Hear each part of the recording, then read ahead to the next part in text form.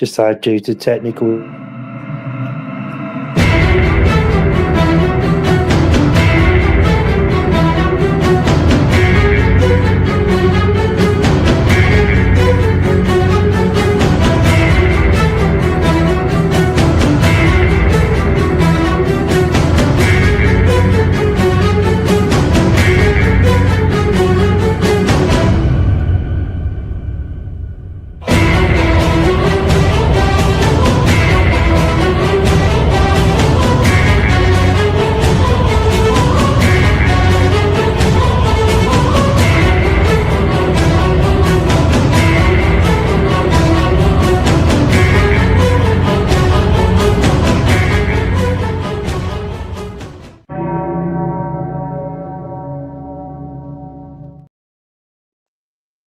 Hello, good evening, and welcome to Monday Night Paranormal Live with myself, Paul, and Jenny from Host for Ghosts, and Angela from South Coast Ghosts, who's very quiet tonight, I'm afraid.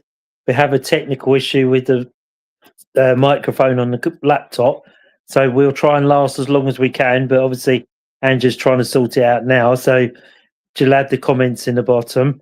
So we hope you had a great bank holiday weekend. Angela was away in the van for a nice long weekend in the sunshine and the rain, which was nice. We had the grandchildren and bits over 2 nights of barbecues, so fed up with barbecue food now. But yeah, it was a good weekend for us. So tonight we're going to talk about debunking evidence, what you get, what you feel, how you feel. Do you feel it when you go in? Do you feel it when you come out? You know, just please, hi Dora. Hello. Oh, yours is working. Yeah. Angela's lost sound on her computer. Oh, first sofa, then computer. Yeah. So welcome tonight. Tonight we're going to be talking about debunking evidence, and we've had a few of this ourselves recently at Fort Brockhurst, where we had a few issues there that we were looking at. So if you send your comments in, tell us how you debunk your evidence, how you go about it. Even when you enter into a location, how do you feel when you enter in? Do you feel anything there? Do you think anything coming out while you're in there? You know, your body's a very good tool to do stuff with, so it's easier to work out. And let us know how you debunk evidence when you get it. You know, how you work it out, how long it takes you. Do you say something? Don't you say something? And that kind of evidence tonight. Obviously, we'll stay on as long as we can while Angela's trying to sort her microphone out, but we're not sure. So you'll get comments along the bottom of the screen from Angela while we're on the air. Obviously, if we can't get it going, we'll just cut it short, but hopefully we'll have comments coming in. I'm sure Luke will join us in a little bit, as he normally does. So let's start off then. So debunking evidence. How do we debunk it? What are we looking for? And what percentage would you say that you debunk the evidence that you gather? So I would say we would probably debunk 80% of what we get is our number. I would have thought around about 80%. Obviously, we concentrate on the surroundings. We don't do any history going in or checking or anything like that. We like to go in sort of as skeptics, let the building connect to us and give us the evidence. And then we can debunk it from there on and see what goes on, how we do it. We had an incident at Port Brockhurst on last Saturday night where we were standing in what they call the artillery room. So we were all in there. There's probably about 10 or 11 of us there, maybe a bit more. And we could see this white light inside the artillery room, but the light was actually moving. It wasn't stationary. It was actually a moving light. So we looked and stood still to make sure it wasn't a torch or wasn't anybody wandering around the fort that shouldn't be, looking for their way back. And then obviously with the people, I try not to say anything because I like people to look themselves and work it out themselves. And as we stand here, you could see these lights flickering along. So we stood there for a little while and a few people saw it. Said, oh, look, there's a light, And then we realised then we turned around and stood facing where the cars would be going past the fort and realised it was the car headlights. Because they shut the road off, a lot of the cars were trying to get down the road, so turning round because they couldn't get out of the road. So what we were seeing was the reflection of the lights coming through the windows. So hence why the light was moving along the wall and then disappearing. So it wasn't evidence of anything happening, but we went straight back to looking at what could have caused it. Why is the light moving? You know, if you see a light, normally they're stationary, it can be stationary. So we were looking into that and looking, where is it? Why is it? What's doing it? You know, is it paranormal? As I say, 80% of our evidence we can debunk, but it's that 20% that you put down to unexplained. You don't know. So I think I can hear a voice. Yeah. Explain, Paul. Explain the other light. Yeah. Angela's put, I'd say less than 10% we put down to the paranormal. Yeah. Yeah. Because, you know, we debunk 80%. You know, some of that is unexplained. We can't get to the bottom of it. And having seen the light on that night, on that Saturday night, it was a different type of light in a different area of the fault, in a different area of the wall, of where we were seeing the lights moving along the wall. It was slightly further down, which I think might have been just slightly out of range of the headlight. But this light appeared on the wall, and the only way I could describe this light on the wall was like someone had opened a door with a light behind them shining through a doorway, and then we saw this black shadow within the two white lights. It's like looking like that and sort of moving backwards and forwards between the white lights. That's the only way I can explain. Like someone had opened a door with a bright white light behind them. Obviously, I saw it, didn't say anything. Then someone else saw it. Then two or three other people saw it. So it's not that I saw something that nobody else did. We all saw it, but I tend not to say anything until someone else sees it, like a guest, because it's easier for them to see it. Because the power of suggestion is massive. So if I'd have said, "Oh, can anybody see that?" people probably would have gone, "Yeah." But having the guests see it on their own and mention it, because we never mentioned it. You know, we walked down there, we checked, we made sure everybody was in the same area. Though we was a bit spread out, sort of across the width of the fault, but we wasn't one in front of the other. So we checked it with torches. We walked down there, we checked the area, make sure there was no windows, anything that could have shone the light through. There was no windows down there, and the car park, there wouldn't have been any cars in there because they were all parked up and everybody was in the fault. So there would have been no cars moving around to cause that type of light in there. So, you know, we went back and looked at it. You know, we went back again, another look. We just couldn't believe what we were actually seeing. So we were trying our hardest to find a reason why this light was on the wall, but it was opposite the thickest part of one of the pillars where the light appeared to come from. So, you know, obviously light can't go through brick. So it's one of them ones where, you know, I would say the majority, 80% of us saw it, but we couldn't explain it. Whether it was paranormal, I don't know, but it was unexplained. And having walking up and down and looking at the walls, looking at the windows, looking at the floor, anything that could give us an inkling of what was going on that night. And I think Dora had a similar experience in a different area. Do you want to tell us about your experience, Dora? Yeah, we had a light on the wall, just in the room behind the canon room, on the end of the corridor.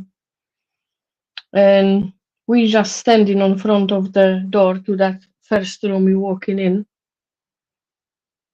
And there is a 360-degree sensor on the floor and a dead bell. And the sensor keeps going on and off. And there was a light, which it wasn't square, it was like falling on the wall in angle. And someone said, "What's that light on the wall?" And some other people say, "It must be someone walking with the torch to the bathroom." And I said, "I'm ensuring you there is no one going, because other group is in the different location of the fort." And they are going, "Can you go and check?" Good old Dora. Yeah. So off I'm going. Hello, hello, calling out. Pitch black. It's no one there. So I'm come back. I say it's no one there. Plus the corridor I'll go through. It goes around the corner like a bend. So Yeah. even if someone walk with the torch, you won't be able to see that light. Yeah. So we were standing there in that door and we watching that light, and it goes black, disappear like someone walk past it, and there's like someone peek around the corner, if you like, Yeah. and the half of the light disappearing and then appearing again, and it was all the time like this. And after that, we took the thermal camera out. So we can see on the thermals like a outline of person standing there. Yeah. And one lady from the group, she as soon as she walked in, that light was gone on the wall. And she walked in, she say, I go in there and I stand there and we see if that outline of the person still will be there. And Yeah. you can see on that thermal camera her standing and like next to her, like someone standing. But yeah, soon someone entered that room, the light disappeared. I think I sent the thermal pictures over last week Yeah, to Angela. So yeah, that's good. It's a good idea to go and get the camera as well, isn't it? yeah. Because that worked well, didn't it? That camera. Yeah, but we debunked as well because uh, we all went into that room with sensor, and I said to everyone, please, can no one make any movement because that sensor is very sensitive. And we all standing against the wall, all around the room, and one lady standing opposite the door to the canon room, and obviously there are windows.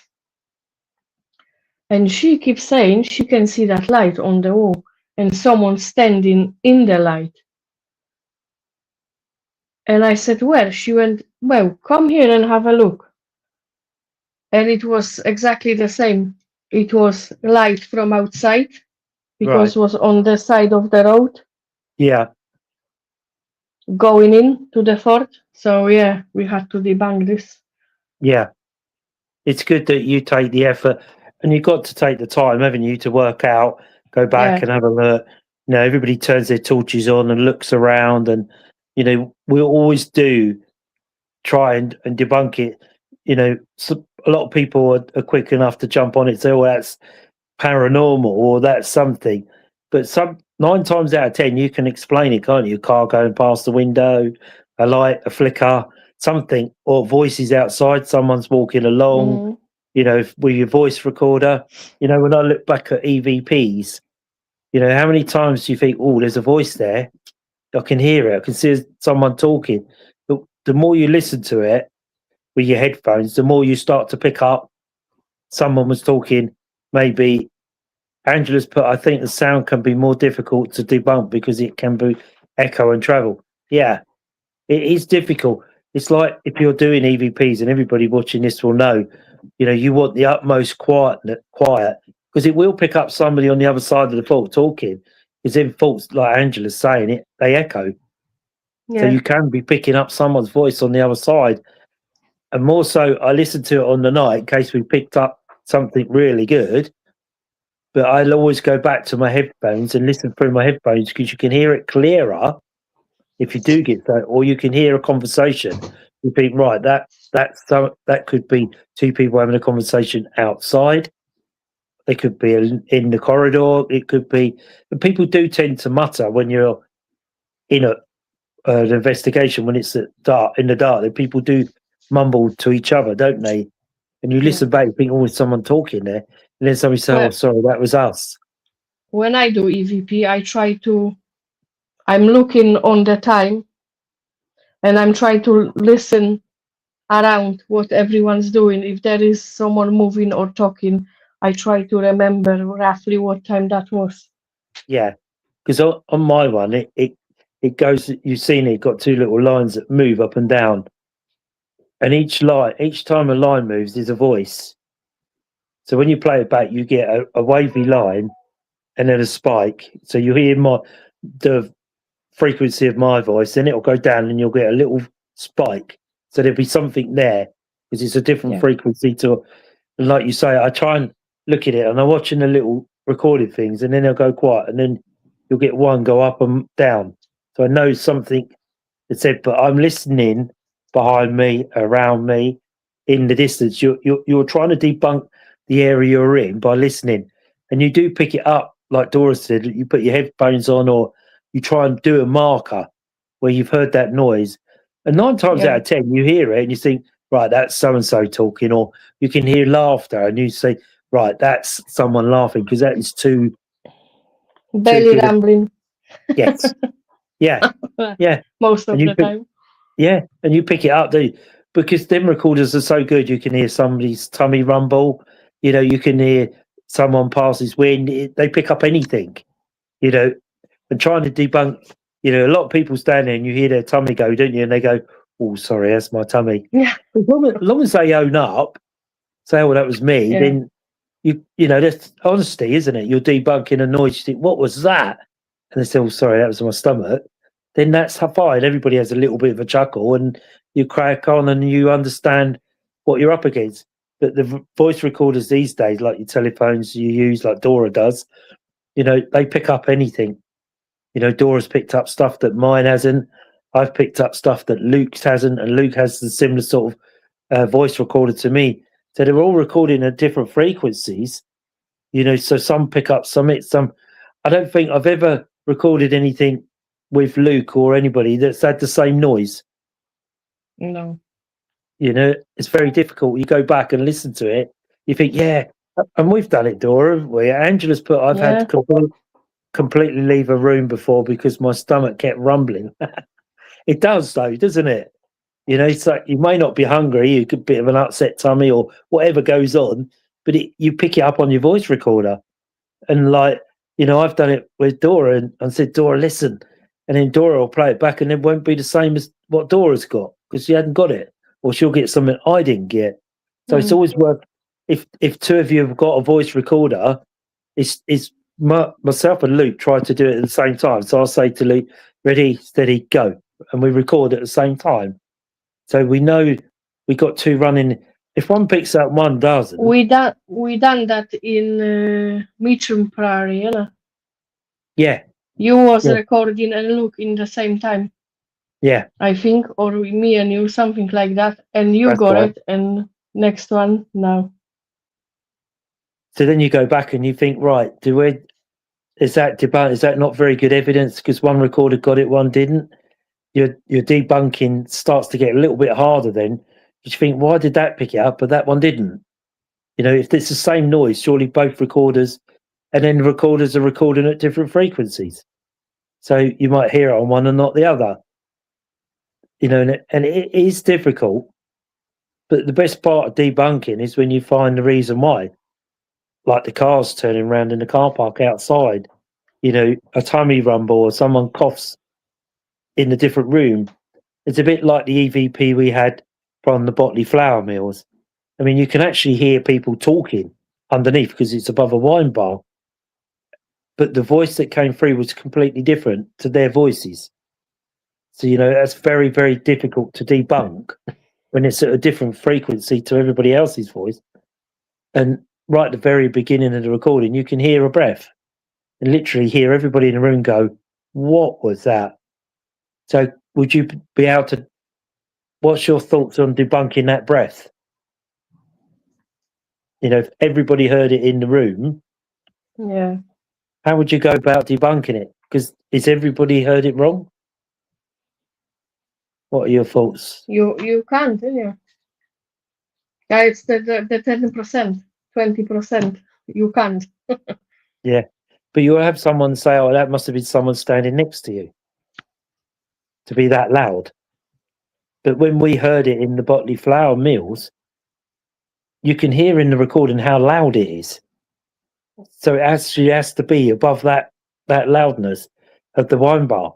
So for 9 people, I think it's 9, maybe 10 people in the same room heard it all at the same time. It has to be repeated. Yeah, I mean, I understand what you say. It's when 9 people hear the same thing, you wonder then if you've all heard it, is there something there? Or, is it something from somewhere else that's made that noise? But all at the same split second time, we all heard it.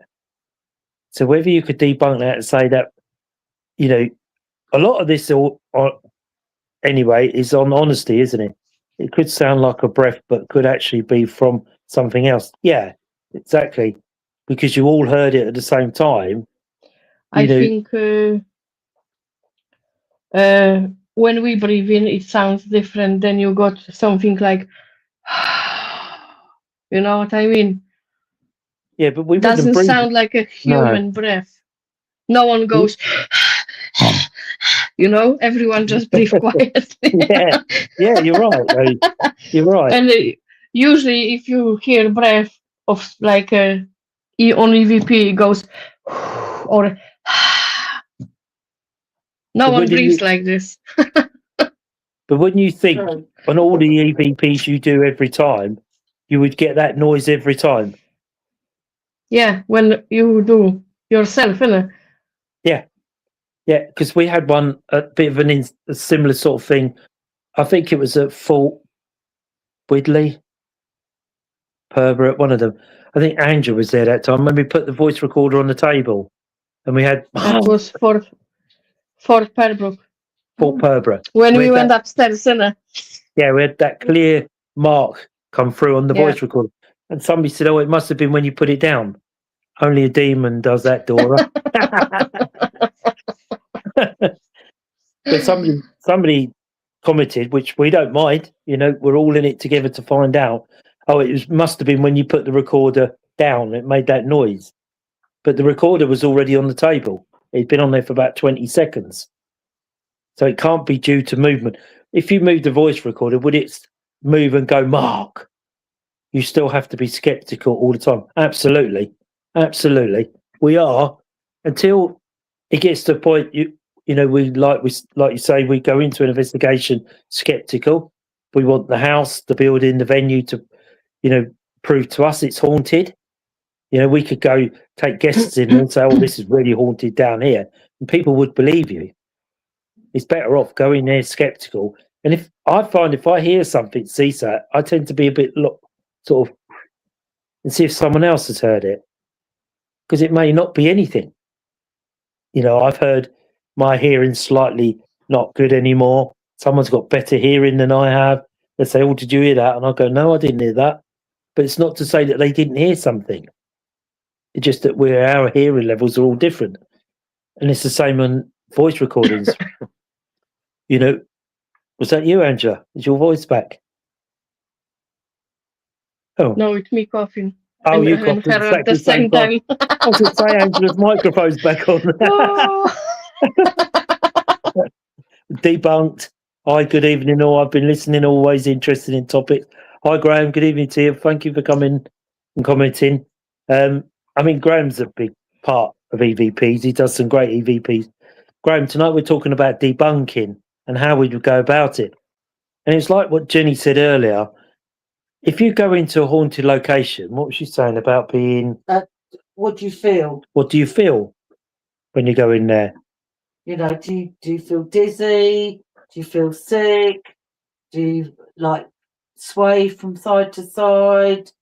Back to forward and back? It's like Angela's. Do you have a headache? How do you feel?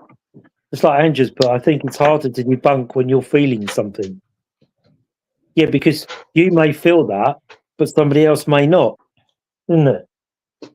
I know sometimes when we're out with Jen, but Jen will start swaying, but nobody else is.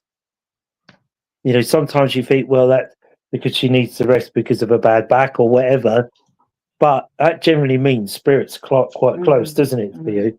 How do you debunk that sickness feeling in a certain place in the house, a room in the house? People say, oh, don't go down in the basement because that's haunted. So that sticks in your mind. So So you should go down the basement as a skeptic. Okay, if it's haunted, then it will show me down there. That's how I do it. Or randomly feel like bursting into tears. Yeah, but that could be just one person. The rest of everybody's feeling all right. So you can't say that's not spiritual or evidence. It's just the way you're reacting. You can't debunk feeling something as it's personal to you and have. Yeah, well said, Alan. Yeah, it's personal to that person that's feeling that in that room. I mean, the best piece of equipment to go with is your body, isn't it? Because that will tell you what you need to know, whether to run, stay. You're feeling sick. Does that mean something bad's happened? And everybody goes, your own body more than anybody else. So yourself when something's not right. I could say, yeah, I feel all right. But everybody else could say, no, I feel sick as a dog. Mm. And like Alan put, it's personal. You know how you feel on that night you go to an investigation. You feel good, you feel fine, bright, and you get in there, you think, oh, it's so heavy, I feel so tired. And that's personal to you because not everybody would be affected by that. Graham's, but I don't feel anything really and don't think I ever have. I don't sense things, I just hope and maybe capture something I can't explain. So you don't, if you go, you don't feel anything, Graham, you don't feel sickness or something dread, butterflies, sometimes you get butterflies, don't you, when you're heading, or excitement, you think, well, why am I so excited? But you have that type of feeling, isn't it? And you sort of sit there and think, well, it's an investigation. Why am I feeling so excited about going? Why have I got butterflies? Because that's not normally me. What do you think, Dora? Well, you can't debunk feeling like that, you know. No. Or you go into place and you have a vision. Yeah. Or you go into place and you sense some smell, flowers or perfume or something stinks. Yeah. It's all, and you don't know where it's come from. Alan's, but I left an investigation because the feelings I was having, it was not a good feeling. Again, there's that feeling of dread. Something's not right. And that's your body telling you. That's not all your equipment. That's your body telling you something's not quite right in that atmosphere. Because that's how your body's doing it, through the atmosphere, through the feeling. And that's that sense of dread, isn't it? And I've had that a few times where I've stood there and when you get into it, everybody's sort of not chatting, but sort of talking, and then suddenly you think something's going to happen here. You don't, your equipment hasn't gone off, but you've already sensed something's changing. So that's how good your body is to, like taking EMF, isn't it? You can feel that EMF making you feel sick. EMF can make you feel dizzy. That's why it's always good to do a base test around the areas that you're in to make sure there's no cables, no electronics, anything that's going to affect your equipment. Going back to dowsing rods. Now, they're not electrical, so they shouldn't be really affected. But do they work? Do you people look at them and say, well, no, that's you moving them. It's your hands moving them. You'll always get people that debunk whatever you try, but everybody's entitled to their own opinion, as far as I know, as far as I see. We all approach an investigation differently. Graham's put, no, not really. Even my own at Widley, it's pretty eerie, but I don't get frightened that something might happen, probably even brave or stupid. But Jen used to say that, mate, every time. No, nothing ever happens when I go. It must be me that's blocking everything, blah, all of that type of thing. We've been on a few investigations and nothing really had happened. But we went on one investigation at Lamb, and I would only say be careful what you wish for, because that night Jen got everything she wished for. Wasn't it? Yeah. The scrying, the shadow, the face, the sheer panic in the room. Got everything she asked for all in one night. So I'd be very careful what you put out before you go to an investigation, because sometimes it comes back and bites you on the bum. Good though. It was good. It's good evidence. Alan's put, I just started using the rods. Bloody amazing. Definitely working for me. Absolutely. I often find if you're on an investigation, hi Daniel. I often find if you're on an investigation and nothing's happening with your equipment, why don't you just go back to basics? Get the dowsing rods out because they'll always work. And just put equipment can be faulty or malfunction, so you have to check it beforehand to make sure it's in good working condition. Yeah, that's a big part of it, isn't it? You know how many times you've been on an investigation, and you fully charged the camera, fully charged your recorder, everything's fully charged. And Dora had the same incident and the fault. You go there I and was just suddenly, gonna say, and tell us about that one, Dora. I had my torch charged up. It when I got to the fort and I put it on was 99%, and I charged everything before I went. And I got to the first room and dropped down to 45 straight away. And then I was running after that on 20%, and I had to recharge it, not even halfway through the night. So, do you put that down to a 40 battery? Do you put that down to a 42, or do you put down that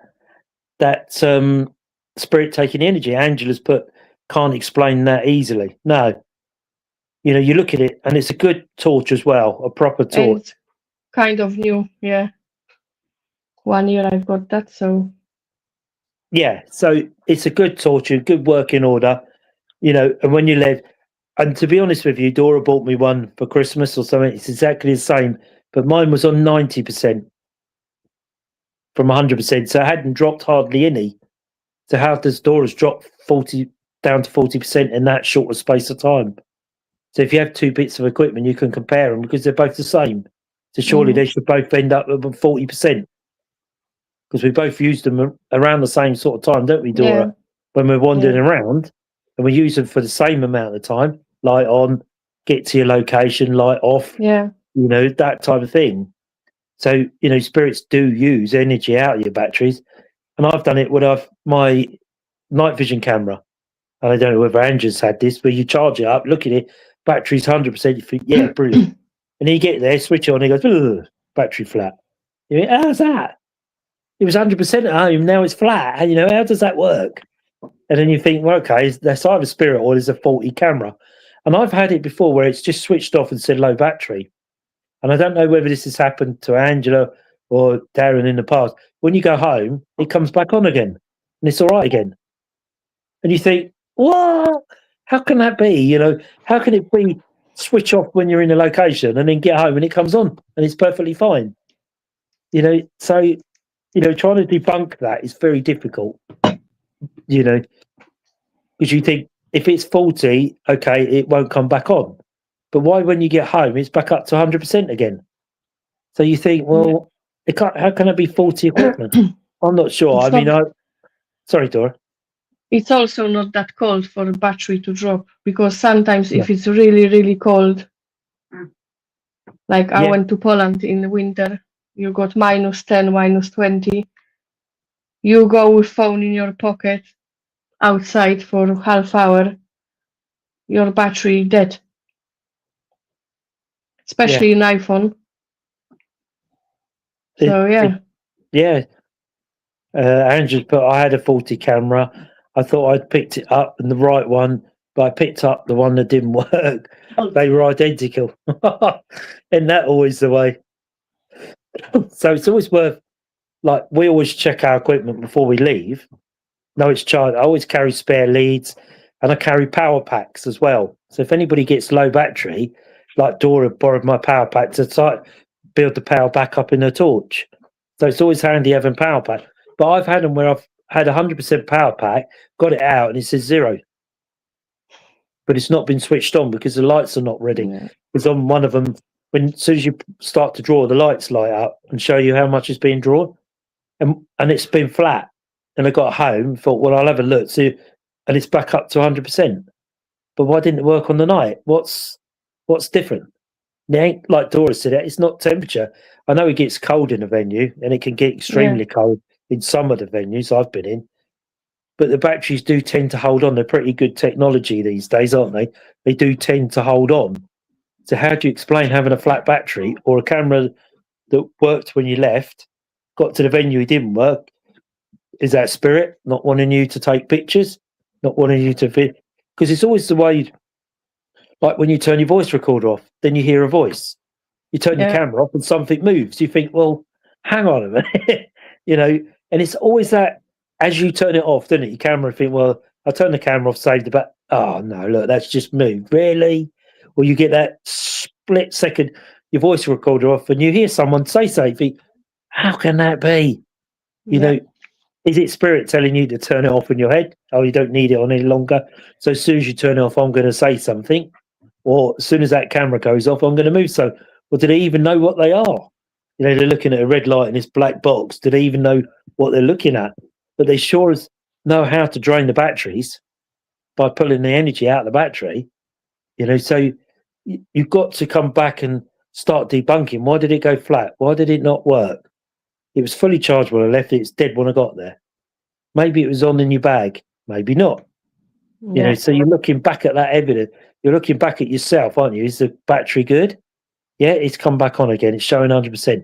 So how could it have not come on the day, the night, from the investigation? How come it switched off halfway through? It should have done because it was showing 100%.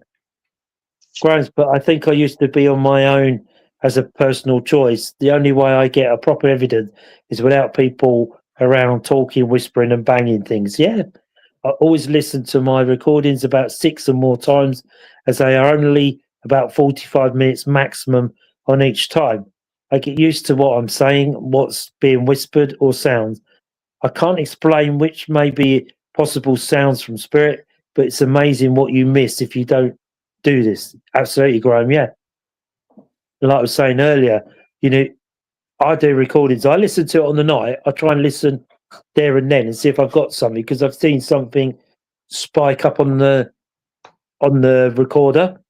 But like, I think Angela does it and Dora, and they sit with your headphones on, because Dora's often said to me, "Oh, you can hear this through your headphones, but you can't hear it outside."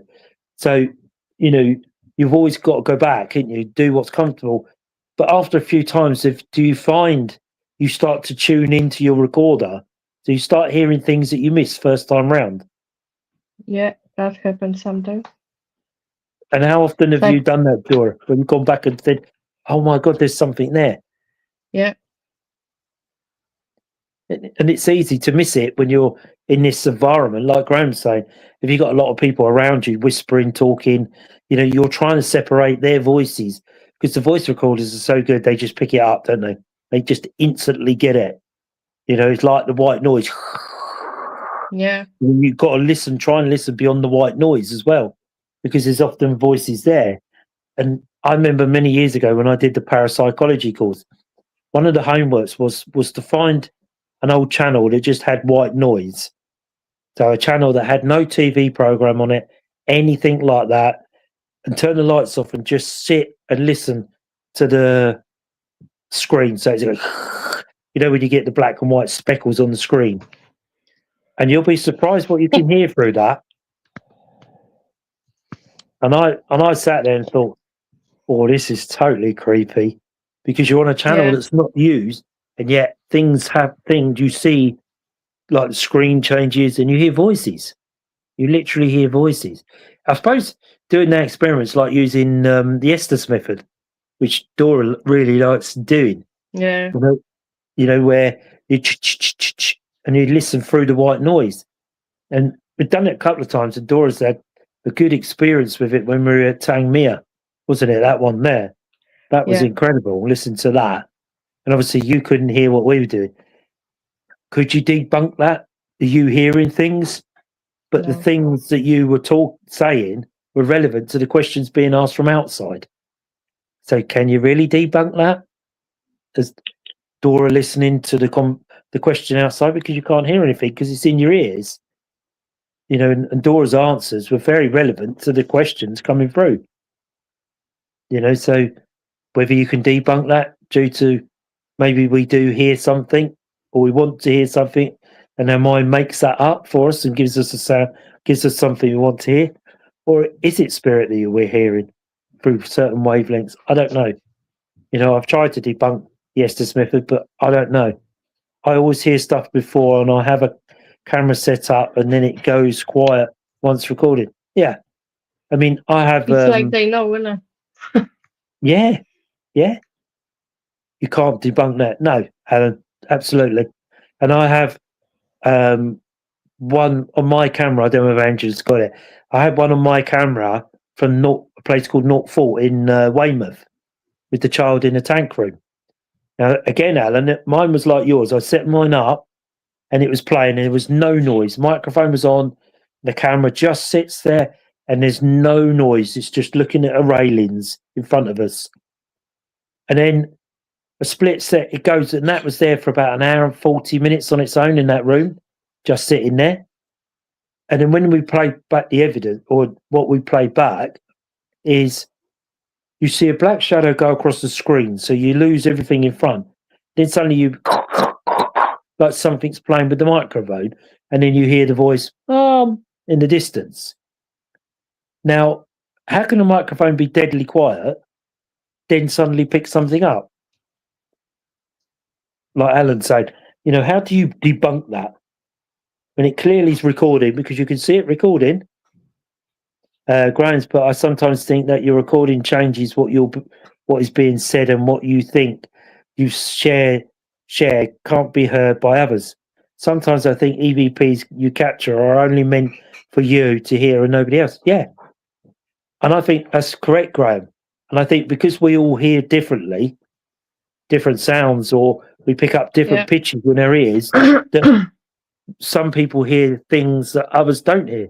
Say, oh, did you hear that? So, well, no, I can't.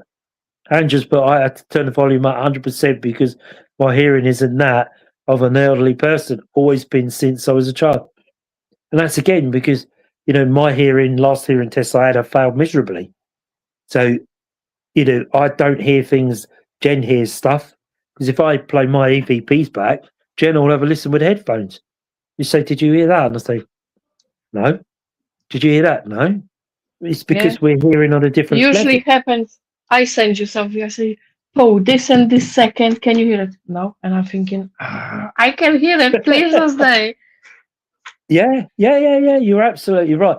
And it's because you are young ears, like Angela's saying that suffered with her ears from a child.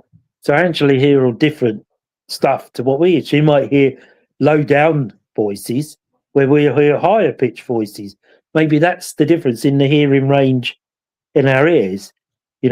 Obviously if Angela's had it ever since she was a child, you learn to adjust to listen headphones or make sure it's quiet, make sure your surroundings are quiet when you're listening, and you're not, because if your hearing's not good, you really have to concentrate on your EVPs.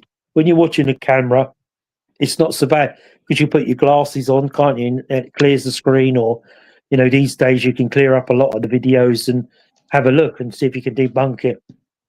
But the one from the fault, I tried my best to debunk it, and I know full well that the microphone was on. But why wasn't there any sound until whatever went past the screen made the sound in the computer on the microphone? I don't know. I've tried and tried and tried. But I can hear crickets at a high pitch. Can be great if they're alarm beeping because I'm driving everyone else mad and I can't hear it low. Yeah, this is what I'm saying about the pitch, isn't it? You can hear certain pitches above and beyond, but other people say, "Oh, can't you hear that?" And Jen often says to me, "Can't you hear that bleeping in the kitchen?" I can't hear it. It might be the cooker going beep, beep, beep, like a timer. And she'll say, "Cooker's bleeping," or something. And I can't hear it. And it's because, obviously, our different level in hearing. And that's why it's always good if you capture EVPs like Graham does, is have other people. Because Graham often sends it to me and I listen to them. And I always listen to his EVP. And you can hear it. What Graham says, you can hear it. But it's always good to get someone else to listen to it because their hearing's slightly better than your hearing. And they might think, "Oh, did you hear that?" Oh, you say, "Well, no, I didn't hear that."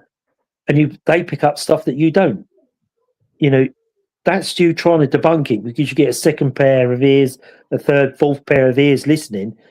And I bet out of 4 people, you'd all hear something different in that recording.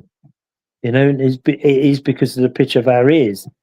And we do struggle like that. But, and you need to debunk it. So if you've got someone else to listen to it, say, "No, I couldn't hear it." then you think, well, okay, did I imagine that? If you get a third person and say, "Oh yeah, I heard that," well, okay, that person in the middle didn't hear it, but two of us have heard it. Do you debunk that then? You know, do you carry on, go on forward? And I mean, like I say, Jen hears a lot more than I do when we're listening to recordings, because she said, "Listen to that, listen to this." And I say, "No, I never heard it." And the She bleeping in the didn't. kitchen. She didn't heard yesterday that cling foil falling off the Yeah, I cupboard. did. She heard Yeah? something. Yeah, I did. but we were here yesterday, just sitting, and we heard a donk in the kitchen. I thought, what on earth's that? So we walked out there, and the kitchen cling film was on the floor, rolling, but it was up on the shelf, so it can't come off. But it was on the floor. But that often happens here. We get knocks and bits and pieces, and everybody watching Same here knows. yesterday. Yeah, We came back home. We sat on the sofa talking, and the book moved on the shelf, and we heard it clear as day. Oh my God. do you know what And book it Sean was? said, "No." Sean said, "That book moved, didn't it?" I say, "Yeah, but I don't know which one." And so you Like, don't know which. you know, it sounded like you stand the book on the shelf and it's gonna fall against the other books. Ah, okay. And did you go and have a look, or did you just leave it at that? Did you I try just sat. and debunk it, or? No, I know I wouldn't debunk that. There is no chance to debunk it. And you don't know which They- book it was moved. It wasn't it No, Spirit giving you a hint of a book, a name on a book, no, probably, but I don't know which one would be. right? They 'Cause all you think stack you up didn't see like it. together. Right. That's interesting, isn't it? And you both heard it at the same time. Yeah, So it just Even- shows you, doesn't it? Dorite's books moved. I say, I know. It did. And then go back to watching your film. Yeah, we just carry on talking. Just carry on. Carry on as normal. Dora says you saw a shadow. You saw a shadow in here, didn't you, Dora? Walk past the door Yeah, when we were yeah. When we outside. sat in the garden and we was eating, I say, "Oh, oi, we've got guests coming." Yeah, and that often happens here. We do see shadows and things, you know. Jen says, "I'll draw the curtains in case someone looks in the window." So we have to draw the curtains just in case somebody tries to look in. Obviously, nobody comes around the back of it other than the fox. Yeah. So I have to go up. We get up and draw the curtains so nobody can look in. You know, that sort of thing. But again, we've had it where the outside lights are PIR and they only come on movement. And a few times we've had the lights come on outside and gone out to have a look, and there's nothing there. No, There's no yeah, rhyme or same with reason our why. garden. Yeah, There's no rhyme or reason, is there, why the lights come on?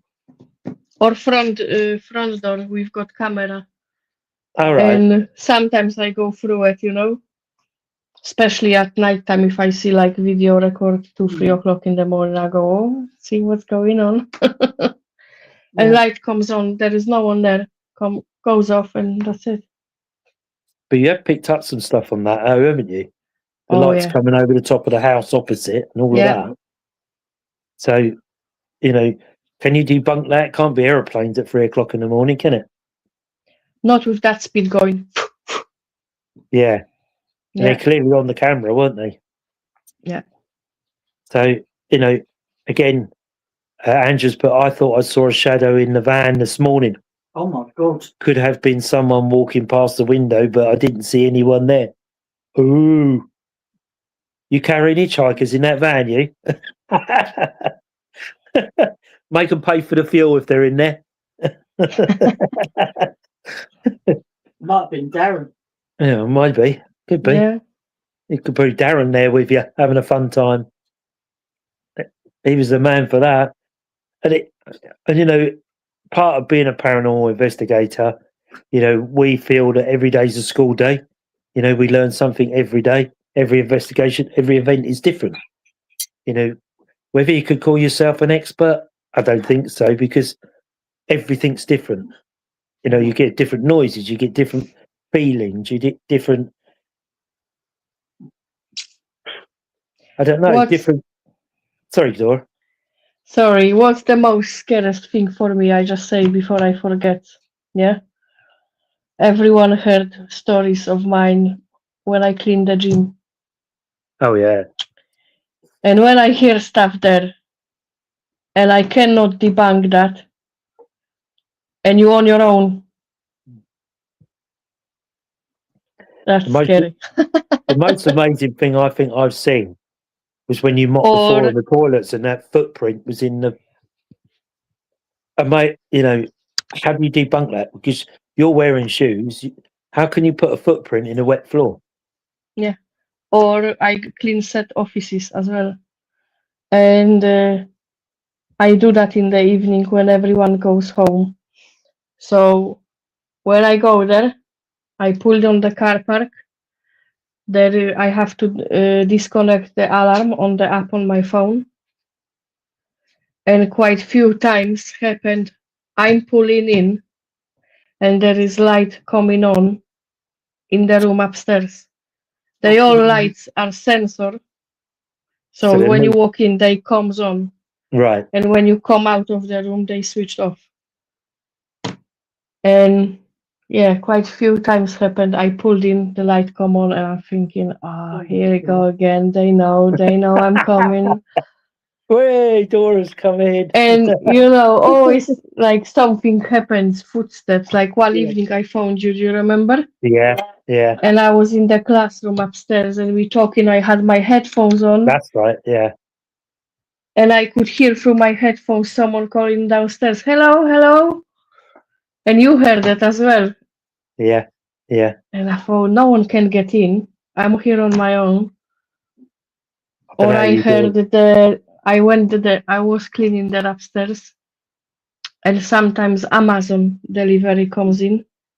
So if they see my car outside, they ring the bell or they knock the door and they leave parcel outside. Oh, okay, yeah.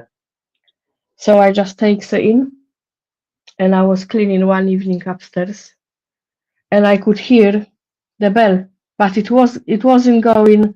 Someone pressed and the melody went. It was going din din din din din din din, like someone keep pushing like aggressively. Come on downstairs now, yeah. I went there's no one there. Oh, wow. Is it No now one. time to unlock the door and go then? I have to finish my work. I go. I'm carry on working. I'm not surprised you keep ringing us. Yeah. I think you just want us to experience it with you. Yeah, You don't have to that's say, "Oh, someone you're to at home." talk You to. say, "No, I'm at the gym. No, I'm at the offices." I suppose all the time you're distracted by a phone call, it takes Yeah, your mind off of what's going on around you. Gives you that little yeah. bit of ease. I was in offices. I was cleaning toilet upstairs, and I literally heard clear as day heavy footsteps behind me, and I went, "What was that?" Turn around, no one there. It's Sean been to the gym with you. Does Sean hear things while you're both working away there? Does he hear bangs and claps or He whatever? he used to help me a few times, Yeah, and as they cut my hours down, I go on my own. yeah, But yeah, he went when he started. He went with me, and about third or fourth time around, we come back. He come and get me at the gym. He was cleaning the gym. I was doing the bathrooms, and he come and get me. He went, Dora, how you can cope here on your own? I don't know. He went, this energy, it's horrible. It's a man. He said, well, he's not like that open to it. He went, it's a man, yeah. and he goes like he wants to start the fight. I could see him in all denim dress going, what's your problem? What's your problem? Oh wow! Yeah, And you think that's the person that follows you around in the gym door, or probably. I feel there's lots of different energies there. It is. It is. I heard the children, All right. you know. and do you ever think, right now that's enough for now? I'm out. I've done, and get out Yeah. early, or do you just I carry on and get through it and then go like you normally would? I had few accidents when I went, no, I can't do this anymore. Yeah, especially on your own. Uh-huh. You know, and you would think a gym like that wouldn't be spooky, would you? Really? To be honest, when I go there, If anything gonna happen, I could already sense it on the way. Really? Hmm. So you pick it up before you get there? Yeah, Oh, wow. yeah. Usually I go there and it's locked, and sometimes I put it in, and also in ladies' changing room there is sensor on the light that stays on, and I'm thinking, oh, must be someone in. There is no one in. And you realise you're in for a night of it. Do you find it more active some nights than others? Or it stays the same? Does it change a To lot? be honest, when I used to work there like 6-7 hours on my own, it would be like a kind of build up. For Okay. example, I start 1 o'clock in the afternoon and I was finishing 7-8 o'clock in the evening. Wow. When you pass that 6 o'clock, that's where all changes. That's Yeah, weird, isn't it? now I start gym after 12 o'clock on Saturday or Sunday. But if I sometimes, like this weekend, I started at 4 o'clock. No, I started 20 to 6. And So I'm you're already thinking, walking in no, yeah, headphones on, there. do and what I you need to do. and you sort of try and debunk it by coming out and seeing if anybody's there, or you look around, or Graham's put maybe the gym has never been so clean, and then they're just letting you know how happy they are.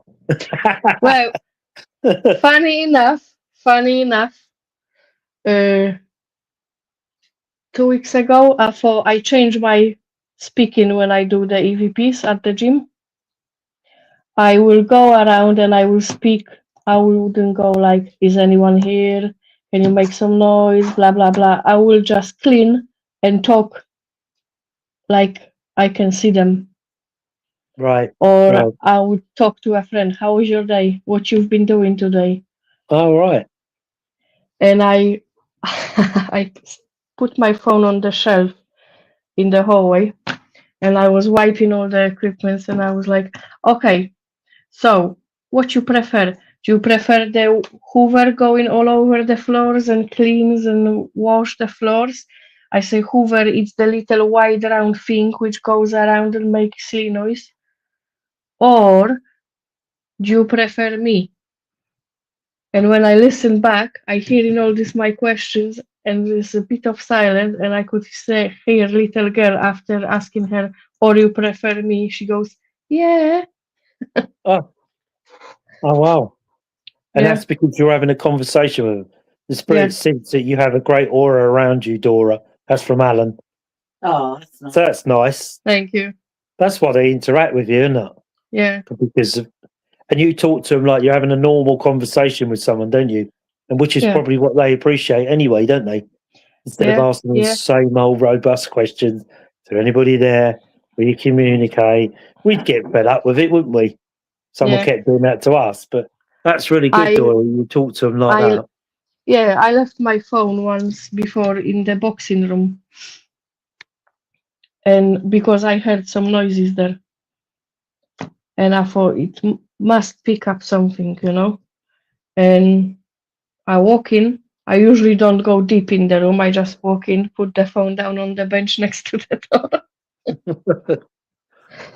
Yeah, and I put my phone down on the bench and I said, if you wanna say anything, say it to this thing on this bench, on this seat, and I listen to it later. And I walk away doing my own thing. And when I listen back, I'm saying this as the phone laying down, and you can hear my footsteps walking away, and it says, help me, don't walk. Oh. And do you ever say, can you Was tell that me why? a male or female? Is it male or Men. female? Jen's male. Men. I felt Do you ever go back and say, I heard your voice last week or whatever? What would you like help No, with? I try next weekend. So you start again. So if you Yeah. heard them say to you, "Help me." I never listen to it when I'm there. Yeah, be too creepy, I'd imagine. And if you get an Yeah. answer, I but, probably done once.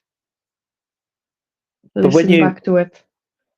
but when you listen back, when you're at home with Sean or whatever you're doing, whenever you listen back, do you ever go back the following week and say, "Thank you for that. I heard you last week. What is it you need help with?" I went and I said, I know you here because I heard you. So I know you here. You know I'm here, obviously. You know. So Yeah, we are aware of each other. We are team, I think. team. Yeah. And do you think they appreciate that? Graham's put, I just ask normal stuff, what I've done and the state of the country, all the kinds of things to try not to bore them too much. That's right, Graham. I mean, you can imagine we go into an investigation and some of the venues we've been are quite used, shall we say, a lot. You know, if you were a human, you hear the same, how are you? How are you? How are you? How are you? You think, oh, God, shut up. You know, I'm bored with this now. And I think spirit could sometimes be the same. Is there anybody there? Can you communicate? Can you tell me if you're alive or dead? You know, the same old questions. They must get fed up with it, mustn't they? And that's, I think sometimes they go quiet. And like Dora's saying, if you have a conversation, how are you? How's your day been? Have you had a good day, a bad day? You know, they might think, oh, this is a bit cheery. That's better. And you get that more interaction, don't you? Yeah. You know, instead of hitting them with the same old questions. And we're all guilty of it. Is there anybody there? Can you communicate with us? And I always say, like, sort of, hi, good evening, spirits of the fault. You know, can you communicate with us tonight? Will you come and join us, interact with us tonight? You know, you be respectful. Good evening, spirits of the fault. Good evening, spirits of Rummery Manor, wherever you are. You know, it's being respectful, and they think, oh, well, that's nice. That's a good start. Not, is there anybody here? Can you knock once and twice and three times, or kick a chair over, or that sort of thing? You start off on the right foot, didn't you? Start off with the right energy, and I think that's very important. Sometimes, in some places, you know, they're overused, they're burnt out, as a lot of people call them. You know, so anyway, and now that's over the hour. Blimey, that went quick. Yeah. Even Angela's been quiet all night. Typing away, I can see her typing away there. Angela's put a lot of people demand activity. Yeah, yeah. And it's, I think a lot of it's being respectful. Good evening. Thank you for your communication. How are you? How is your, you know, like Dora says, how's your day been? That type of stuff. And they probably quite like that because it's like having a conversation. Like Graham said, you know, just talk about your everyday mess that the country's in and all of that type of stuff. And, you know, what sort of, yeah, I've had a bit of a grim day, you know, not had such a good day today. And, you know, and they probably really appreciate that because it's different. Graham's put all this is asking for the taps and bangs. It's a kids' game. They want to be talked to properly, and you get far better responses, especially if they know you. Yeah, I think sometimes, you know, I had the investigation I did. I quickly at a place called Merriswood. I did it 11 years previous, and then they stopped it. And there was I really connected with that house the first time round. And the second time we went back with the other group, it was about 10 or 11 years later. I can't remember the time. And as soon as I walked through the door, it was like I'd never been away. Like there hadn't been a 10 or 11 year gap. It was so walked in, it was like, hi, good evening, children. Do you remember me from last time? And straight away, we had footsteps, straight away running up and down the stair. And that's because, like Graham said, that I think they recognise you. They think, oh, I remember them. You know, they probably don't have that 10 or 11 year stretch of time because there is no time in spirit, is there? But, you know, as far as we know. So that 10 or 11 years span that's gone past, they probably don't see that. They just see it arrive. Say, oh, I remember them. They were a really good group. They had good fun with them. And we had a good night the second night we were there, didn't we? You know, we had some good activity, really, considering it had not been opened for over 10 years. So I think more polite you are, you've got to try and ask different questions, haven't you? Good evening, spirits, And I always say that. Good evening, spirits of Fort Brockhurst. Thank you for communicating. Can you talk to us tonight? And wait. And it's like you say, you would say good evening to someone you met, wouldn't you? Good evening, morning. You do that, so why wouldn't you do that to spirit? Sometimes also I think just something come to my head. They try to get our attention because they know we are open to it. Yeah. Yeah, it's very It's true. like when I start cleaning the offices and I was downstairs and I cleaned first classroom and then I went to the food and drink machine, get myself a drink. And I could hear some like drop, yeah? And I just stood there and froze. And I'm thinking, what the hell was that? And I went back to the classroom and there was a marker pen on the floor, which was on the side, on top of the cupboard, next to the teacher desk. So that flew about 2 meters off there where it was, on the floor. Whoa. And I walk in and I picked it up and I say, I know you're here. I know you try to get my attention. Don't try to scare me. And I put it back and I would just carry on. And then I was cleaning the toilet downstairs and I had the open door. And the voice I heard was richly behind the door. It was open, like someone standing there. Very deep male voice. Don't say nothing, just yeah. And that's where I found Poe.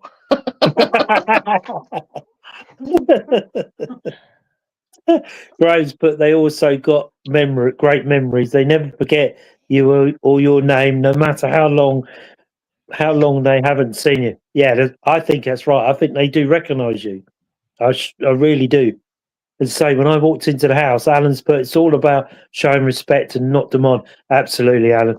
Absolutely. It's always got to be respectful for your surroundings, who you're talking to, and the way you carry yourself and your team. It is about being respectful because they don't have to come out and communicate with you. You can have 8 hours of nothing. If you're saying, I want you to do this, throw something, hurt me, scratch me, why would you want someone to do that? Where is that going to get you? And we only go looking for good spirits, love and light spirits, and we don't look for the dark stuff because I, for one, don't like that type of stuff because it's beyond my control. I don't know how. There's people that specialize in that dark stuff, and that's fine. I don't go looking for that because it's something that, again, you can't see. You don't know what's going to happen.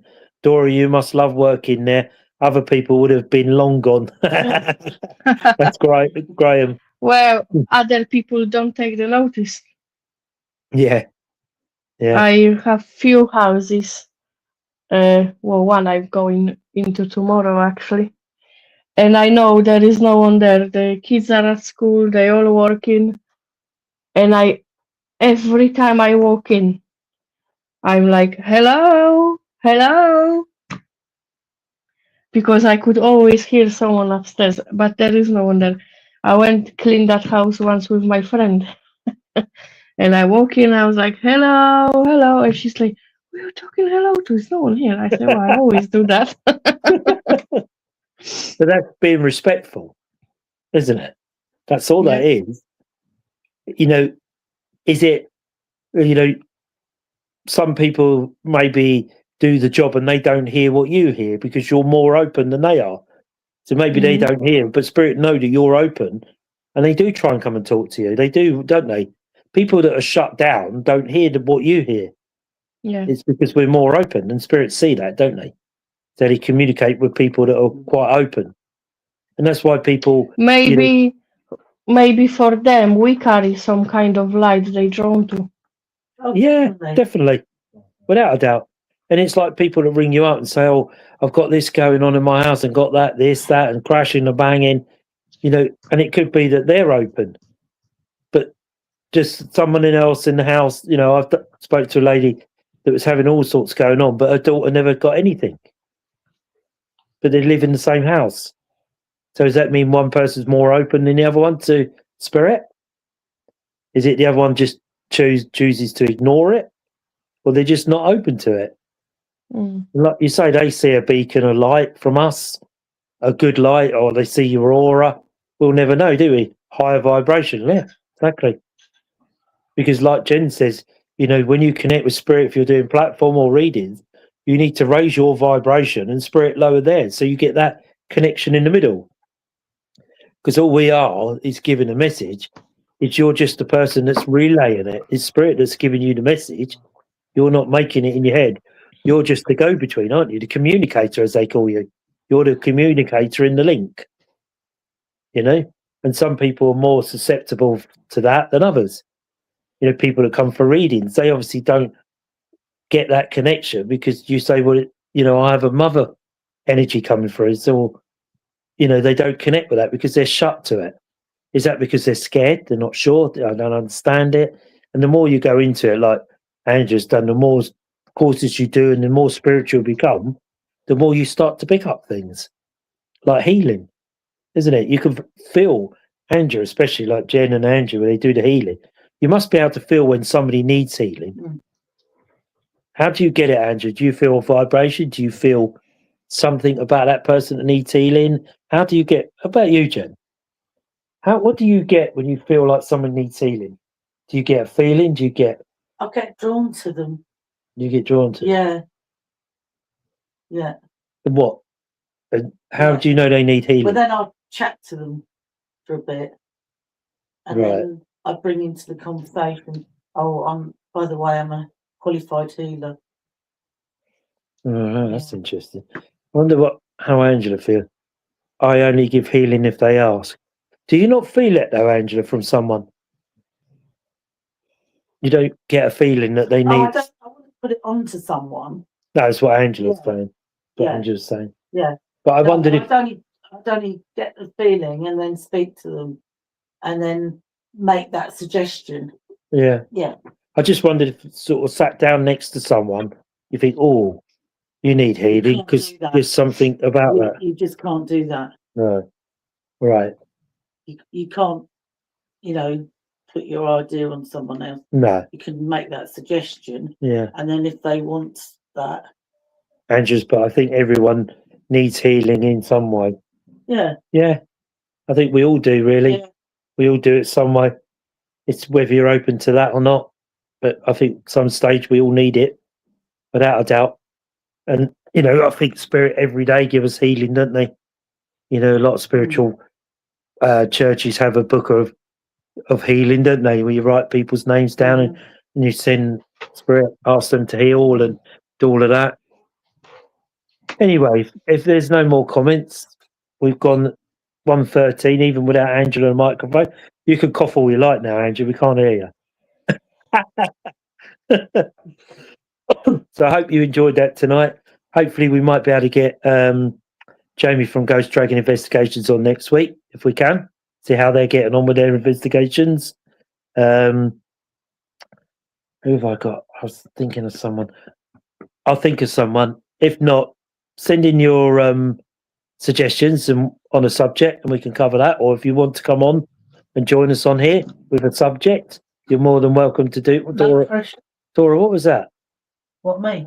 What? What was that noise? That was me. What noise? No, it wasn't like a noise. It's like a scratch. I moved this. Yeah, that's it. I moved the box. Right. I just suddenly heard it in the background and well, here we go. Yes, I am really here. Not in spirit. On the earth plane. Anyway, so it only remains for me to say thank you for tuning in. As I say, if you want to come on, you're more than welcome to contact Angela or myself. Angela at South Coast Ghost, Paul at Host for Ghost. I'm losing it, I'm tired. And Dora's obviously one of our lead investigators there. So you can even contact Dora if you feel that way, Clive. Yeah. But myself, Angela, Jen, any of us on the team, contact us if you have a suggestion you want us to talk about something, or you'd like to come on and tell us about your team and promote your team and tell us about your investigations to go to and the scary bits of all your investigations. Great chat, guys. Good night. Good night, Alan. Good night, Thank you for everyone. tuning in. So take care, everybody. Good night, Angela. Sorry. Have a safe week, everybody. And we'll see you again next Monday. Take care. Bye. Bye.